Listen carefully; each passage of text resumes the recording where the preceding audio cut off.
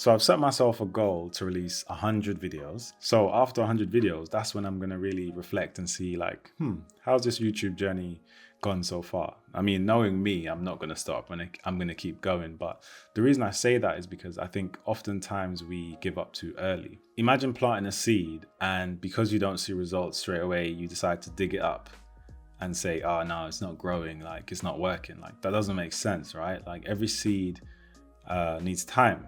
And oftentimes the seed grows downwards first before it grows up. So there's a lot of things happening beneath the surface that you can't see.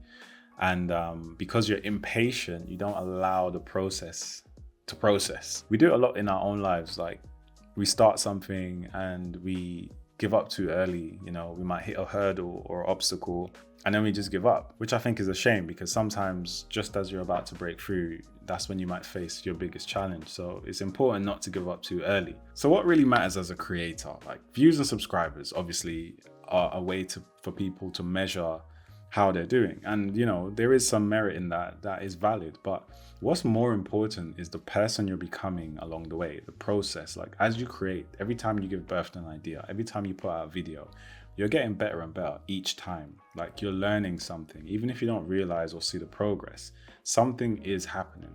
And that is way more important than just getting a load of subscribers, because the person you become, by the time you have a bigger following, you'll be able to manage that and maintain that and actually have the character to stay at that level. Maybe you're not ready to have loads of views and have negative comments. Maybe you're not able to handle that. But over time, as you keep putting out content, you'll develop the characteristics and the what should I say, the personal strength to be able to handle that. And as I'm talking, it's just reminding me of a story in the Bible of Joseph. Like Joseph had a vision, he had a dream early on in his life, and his brothers envied him.